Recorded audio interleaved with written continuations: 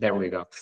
So David, I suggest maybe we start with a short introduction on yourself, saying good afternoon to everyone, and then introducing yourself, and then we take it from there. Yeah.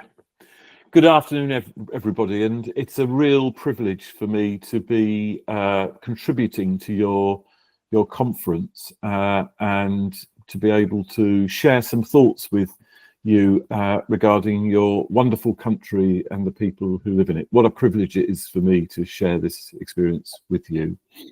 I have a fairly long career in social care and health in England. And the UK to a degree. I have national and local experience and started off as a social work practitioner and was my early experience of integration was as a senior social worker in a community mental health team. I had a long shaggy beard and open-toed sandals and had a small car and worked hard.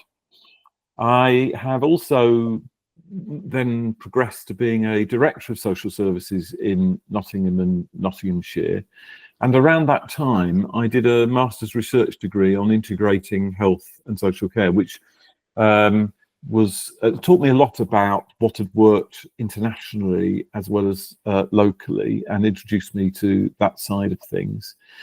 I also was appointed as the chair of the Nottingham and Nottinghamshire integrated care system, which I did for 5 years, and had some help in that time from Oriol, who you all know very well.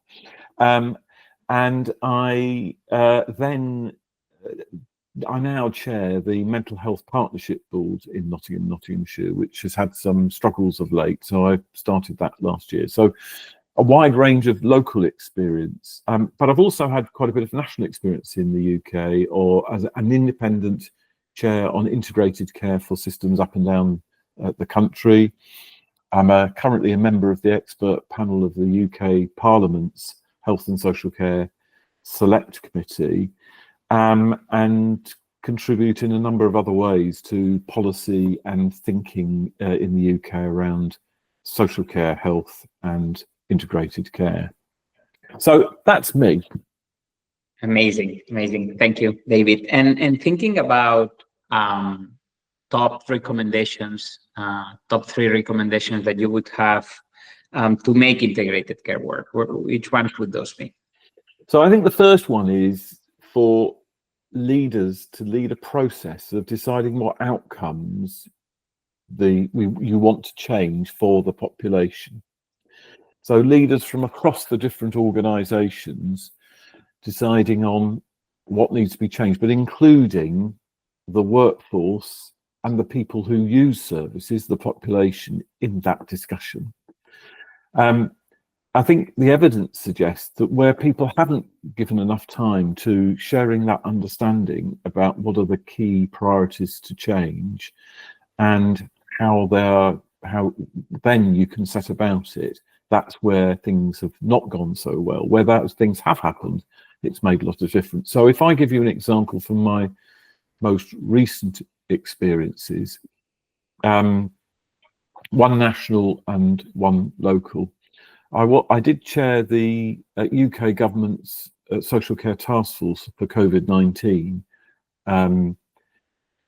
5 years ago now, and which lasted for a year. And part of my role was to bring forward all the national organisations across health and social care to determine what the issues were in social care in response to COVID and what could be done collectively about it. So all of that involved understanding the analysis of the data and the information, understanding what was going well and what wasn't, and what government and those organisations needed to do to keep people safe and help the population of people who have social care in our country to get through that very difficult period. More recently, I have been chairing the Mental Health Partnership Board in Nottinghamshire of all the various organisations, including the police, housing, social care, NHS, various health service bodies, in a situation where things have not gone well in Nottinghamshire. There's been some very unfortunate attacks and murders, so it's a very serious situation. But we have spent a number of months, me interviewing all the 28 people on the board and understanding what they thought were the barriers, what were their ambitions, and we have come up with 3 priorities for 25-26, which are improving local mental health service, community mental health service provision, housing and mental health, and co-production, the extent to which the population is involved strongly in the review of services and their development at an individual level, for cohorts of people, for groups of people with particular needs, as well as at a strategic level. And I have insisted that 2 people with lived experience are on the Mental Health Partnership Board. And so that is part of that. So that's about determining outcomes. My second point is to use the evidence that you have about what the needs are so that you can focus your attention on things that are most important. It is very easy to boil, what we say is boil the ocean, or in your case, boil the Mediterranean, I suppose. But that can be too much. And so understanding what the evidence is about what needs to be done and galvanizing people around that evidence.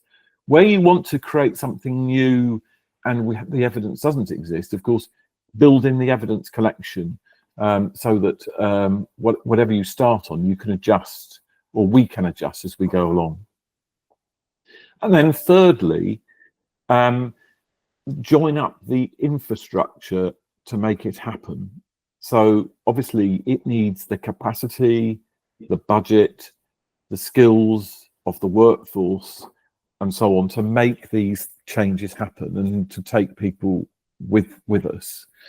And sometimes people start the other way around. They start with the budget, they start with the infrastructure, but they haven't actually decided what it is they want to do.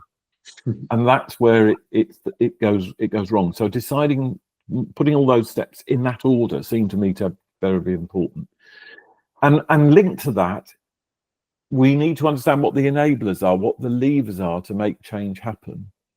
And in that regard, we have to make sure that the capacity, the policies of the local government structures, be that local government or central government, are in the right place to create the conditions in which people can succeed. So our laws and our policies are often built up separately with different focuses for different organisations. And so policymakers and strategic leaders have a role to make the job easy for local people to succeed, as opposed to putting barriers in their way. So those are my 3 main points, Oriol. Perfect. Thank you, David. Talking about one of the elements you mentioned, which is budgets, right? How critical is, in your opinion, to have joint budgets between health and social care? I think it's helpful, providing everybody has decided what it is that they want to do, and that they and so that follows first before deciding what the budgets are. And there is a continuum that I have lived through, whereby the first thing is for people to understand their budgets. And it's amazing how across different organizations, in my experience, people don't. They know what their constraints and requirements of their budgets are, but they don't tend to know necessarily what close partners are. And in the UK context, often health leaders, the rules around budgets for health services are very different from local government. And often people do not understand that and what the differences are and what the constraints are, because we don't understand the constraints and barriers, we can't overcome them.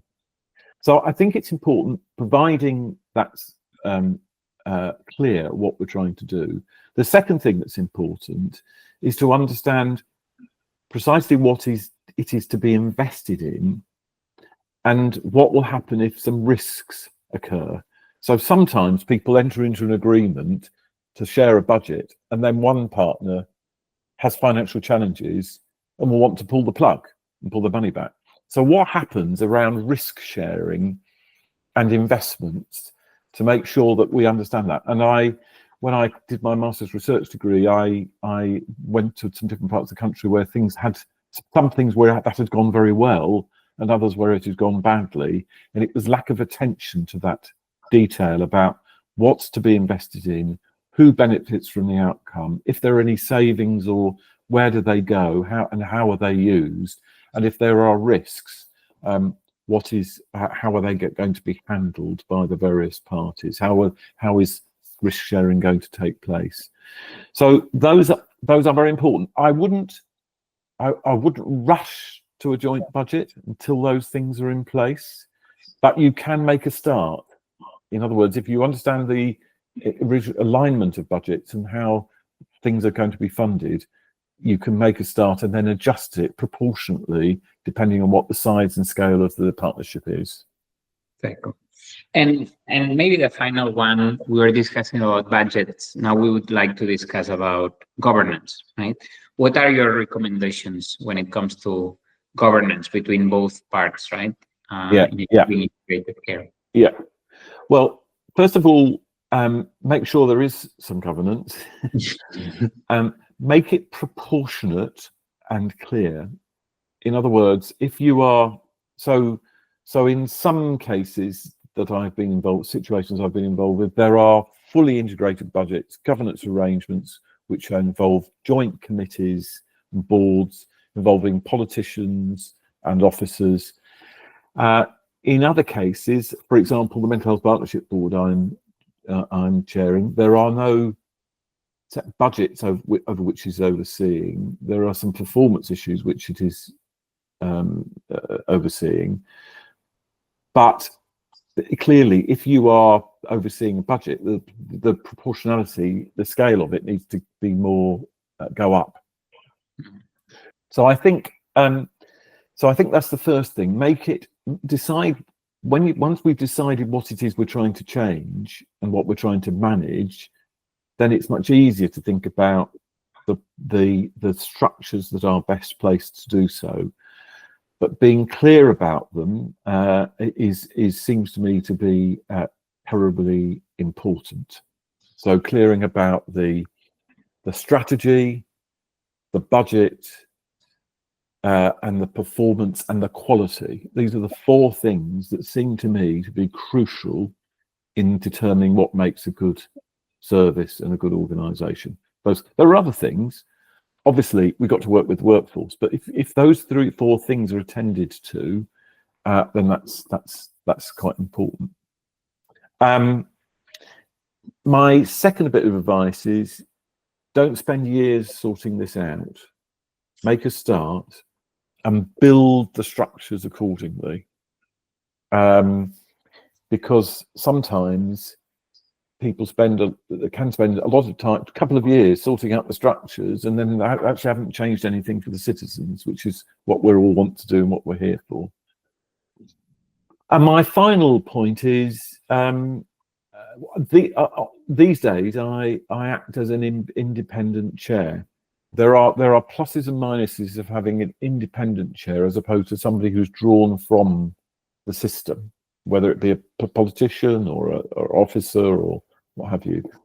But I think in some cases there is an advantage in having an independent chair, because often what we're trying to do is navigate and broker the challenges and differences between people to keep people focused on the joint endeavour.